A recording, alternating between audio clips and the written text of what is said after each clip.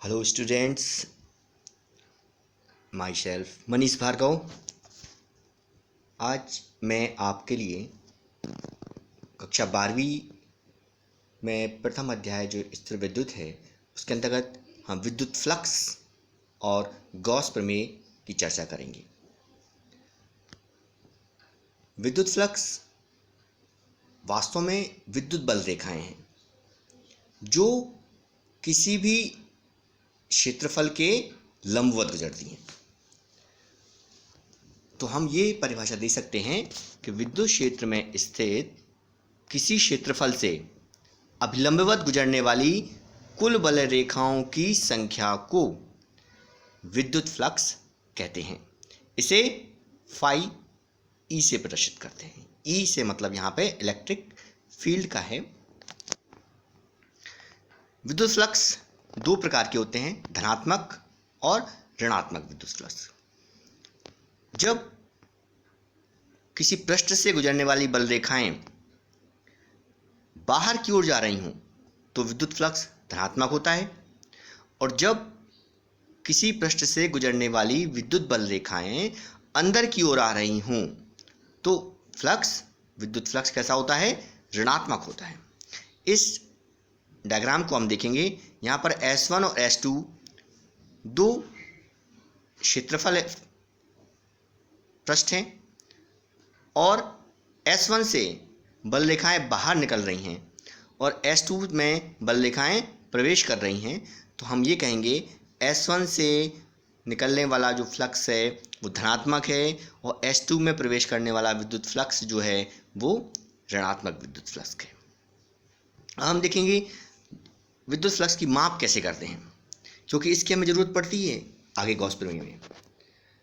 तो यदि हम ये देखें, आप डायग्राम देख रहे हैं, इसमें ई तीव्रता का एक विद्युत क्षेत्र है और इस विद्युत क्षेत्र में एक पृष्ठ जो है लंबवत स्थित है। इस पृष्ठ का क्षेत्रफल ds है। तो इस स्थिति में इससे संबद्ध या इससे गुजरने वाला कुल विद्युत फ्लक्स क्या होगा? फाई ई बराबर ई इंटू डी एस। चित्र बी में देखें, यहां पर ds और e इनके बीच में एंगल थीटा बना हुआ है। यदि ऐसी कोई स्थिति बन रही है कि जहां पर एंगल बन रहा हो ds और e के बीच, तो वहां पर क्या हो जाएगा? वहां पर हम विद्युत क्षेत्र की तीव्रता का घटक लेंगे और इस स्थिति में घटक प्राप्त होगा हमें e cos थीटा, और इस स्थिति में हमें जो इस पृष्ठ से संबद्ध विद्युत फ्लक्स मिलेगा वो मिलेगा phi E equal to E cos theta into D S, जिसे हम अपनी बोलचाल की भाषा में phi equal to E D S cos theta लिखते हैं। आपको पता है सदिशों के अदिश गुणनफल में vector a dot vector b बराबर होता है ए बी cos थीटा। तो यहाँ पर E D S cos theta को हम लिख सकते हैं vector e into vector D S, सदिश e इंटू सदिश डी एस, क्योंकि a into B vector a into vector b बराबर ए बी cos थीटा, तो vector e into vector D S बराबर E D S cos theta होगा। हम दो स्थितियां देखते हैं यहाँ पर। यदि थीटा 90 डिग्री का हो, अर्थात पृष्ठ जो है विद्युत क्षेत्र के समांतर हो, यहाँ पर कंफ्यूज नहीं होना है। यहाँ पर पृष्ठ और क्षेत्र को देखें आप, इनकी स्थिति से जब 90 डिग्री है तो वहाँ पृष्ठ समांतर हो जाएगा, क्योंकि पृष्ठ के क्षेत्रफल की दिशा पृष्ठ के पहले से ही लंबवत है और हम ई और डी एस के बीच जो कोण बना रहे हैं वो थीटा है। इसलिए यहाँ ध्यान रखना है कि जब थीटा बराबर 90 लेंगे तो विद्युत क्षेत्र के समांतर होगा ये पृष्ठ। तो इस स्थिति में फाई ई बराबर ई डी एस कॉस 90 होगा और इक्वल टू 0, क्योंकि कॉस 90 की वैल्यू 0 होती है। तो हम कह सकते हैं कि यदि पृष्ठ विद्युत क्षेत्र के समांतर है तो उससे गुजरने वाला विद्युत फ्लक्स 0 होता है। इसे आप याद रखेंगे क्योंकि ये आपको विकल्प में भी क्वेश्चन पूछा जा सकता है। यदि थीटा इक्वल टू 0, यहाँ पर थीटा 0 होगा तो जनरली हम इसको समांतर लेते हैं, परंतु इस स्थिति में पृष्ठ जो है विद्युत क्षेत्र के लंबवत है अतः फाई ई बराबर E D S cos zero रखेंगे, कॉस जीरो की वैल्यू 1 होती है तो मिलेगा ई डी एस अधिकतम। इस प्रकार यदि पृष्ठ विद्युत क्षेत्र के लंबवत है तो उससे गुजरने वाला विद्युत फ्लक्स का मान अधिकतम होता है। अब हम एक फॉर्मूले की बात भी करते हैं कि यदि हम कोई बड़ा पृष्ठ है उसको तोड़कर हम छोटे छोटे भागों में बांट दें, तब उस संपूर्ण पृष्ठ से गुजरने वाला विद्युत फ्लक्स किसके बराबर होगा? छोटे छोटे भागों से गुजरने वाले फ्लक्स के योग के बराबर होगा, जिसे हम एक समाकलन द्वारा प्रदर्शित करते हैं।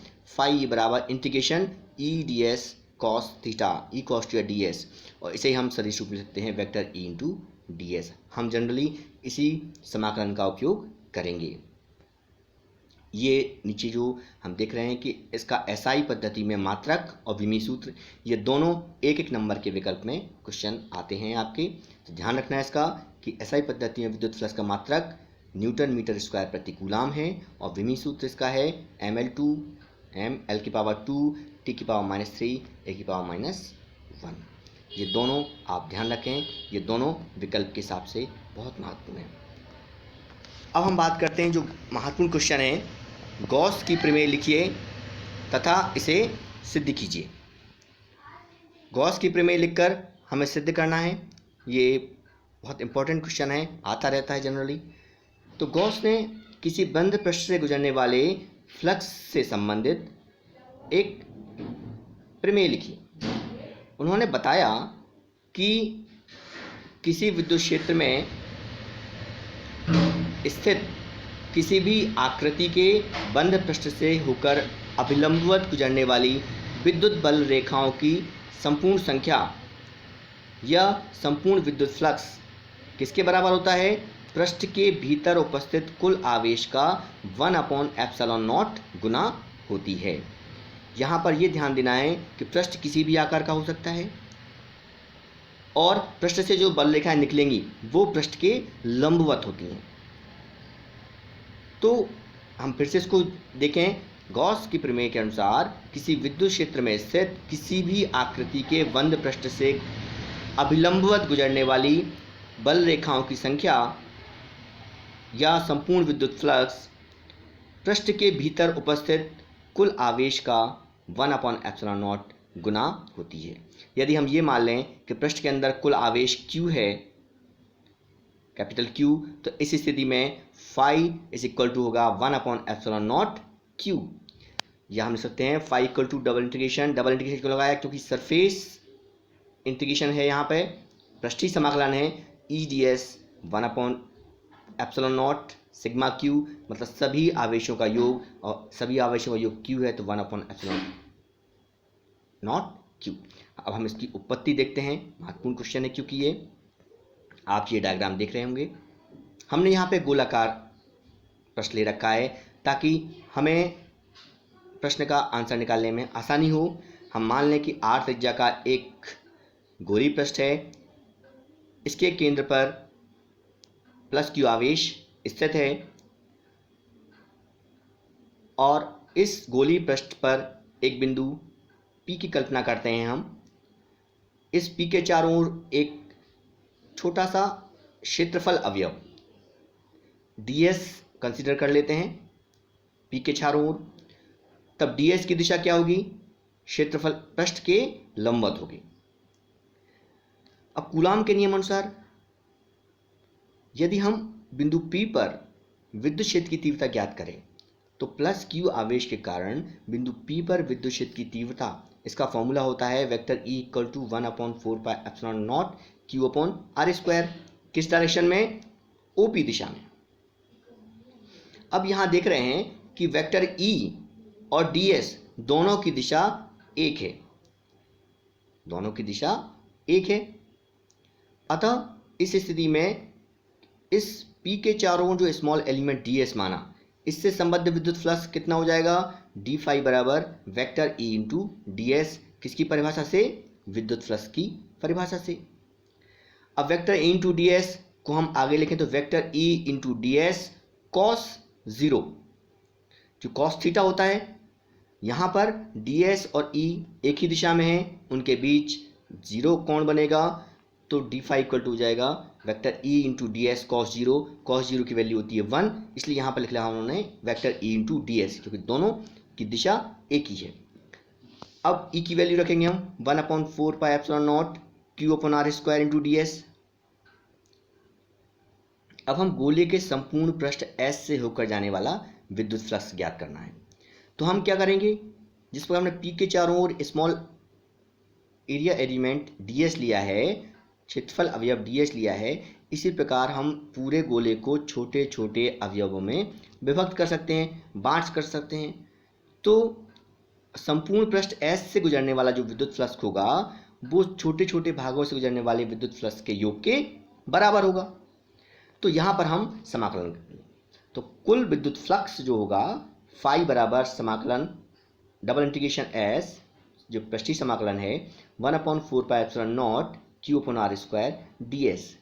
क्योंकि 1/4πε0 Q/r² एक कांस्टेंट है, राशि है, इसको हम बाहर कर लेंगे तो हमें समाकलन के अंदर बचेगा केवल ds। अब ds जो है इसका अर्थ क्या हुआ, पूरे गोले का पृष्ठ क्षेत्रफल। तो 1/4πε0 Q/r² गोले का संपूर्ण पृष्ठ क्षेत्रफल, और गोले का संपूर्ण पृष्ठ क्षेत्रफल जो होता है 4πr²। ये वैल्यू हम इसमें पुटअप करेंगे, तो 1/4πε0 Q/r² इंटू 4πr², 4πr² से ऊपर नीचे कैंसिल हो जाएगा, तो हमें बचेगा Q/ε0 या 1/ε0 Q। यही गॉस की प्रमेय है। तो इससे हमें प्राप्त हुआ कि किसी भी आकृति के बंद पृष्ठ से गुजरने वाला विद्युत फ्लक्स उस पृष्ठ के अंदर उपस्थित कुल आवेश Q का 1/ε0 गुना होता है। अब इसी गॉस प्रमेय का एक हम छोटा सा एग्जाम्पल, इसका एप्लीकेशन देखते हैं। ये भी क्वेश्चन से जुड़ा हुआ है। गॉस प्रमेय के द्वारा हम कूलाम के व्युत्क्रमण नियम को सत्यापित करें, निगमित करें, या गॉस प्रमेय के सहायता से किसी बिंदु पर विद्युत क्षेत्र की तीव्रता ज्ञात करेंगे, यानी ई ज्ञात करेंगे हम। अब यहाँ पर हम गॉस प्रमेय को लेकर चलेंगे और F ज्ञात करेंगे, बल ज्ञात करेंगे, या फिर ई ज्ञात करेंगे। तो पहले हम ई ज्ञात हो जाएगा, उसी से हम बल ज्ञात हो जाएगा। पुनः आप इस चित्र को देख रहे होंगे, हम इसमें कूलाम के व्युत्क्रमण का नियम का निगमन कर रहे हैं। आप डायग्राम लिख के भाष्य लिखना शुरू कर देंगे। माना स्मॉल r त्रिज्या का एक गोली पृष्ठ है, इसके केंद्र O पर प्लस Q आवेश स्थित है। इससे स्मॉल r दूरी या गोले के पृष्ठ पर एक बिंदु P है, गोले के पृष्ठ पर एक बिंदु P है। बिंदु P को मानते हुए और R को त्रिज्या मानते हुए एक गोली पृष्ठ खींच देते हैं, जो कि गॉसी पृष्ठ हो जाएगा, गॉसी पृष्ठ की तरह व्यवहार करेगा।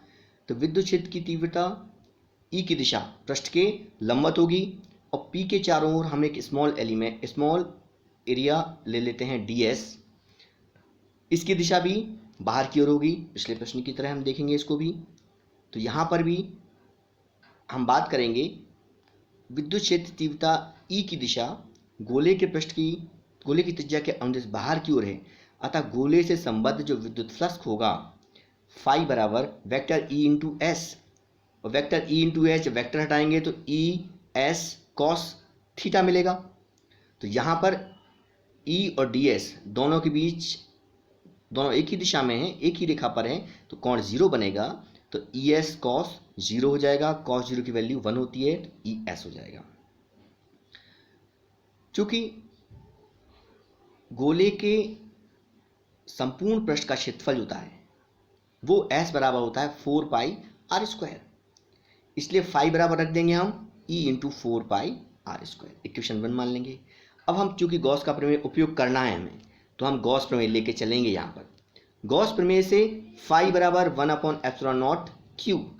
अब इक्वेशन 1 और इक्वेशन 2 दोनों में फाई की वैल्यू दी गई है, हम दोनों को इक्वल कर देंगे। From equation 1 and 2 Q/ε0 E into 4πr², यहाँ से हम E निकालेंगे तो E इक्वल टू मिल जाएगा 1/4πε0 Q/r²। यही विद्युत क्षेत्र की तीव्रता के लिए व्यंजक है जो हम ज्ञात करते हैं। तो यदि विद्युत क्षेत्र का व्यंजक पूछा जाए तो आपको यहाँ तक करना है, क्वेश्चन लिख देना है कि यही विद्युत क्षेत्र तीव्रता के लिए सूत्र है। परंतु यदि ये कहा जाए कि आपको कूलाम का नियम व्युत्पन्न करना है, निगमित करना है, तो थोड़ा हम और 2 लाइन आगे बढ़ जाएंगे। हम ये मान लेंगे कि ई तीव्रता के विद्युत क्षेत्र के द्वारा बिंदु P पर एक परीक्षण आवेश Q है। बिंदु P पर हम एक परीक्षण आवेश Q कल्पना करते हैं। जब परीक्षण आवेश Q कल्पना करेंगे तब उस पर कार्य करने वाला बल जो होगा वो होगा F बराबर Q इंटू ई। हम ये पहले ही पढ़ चुके हैं। F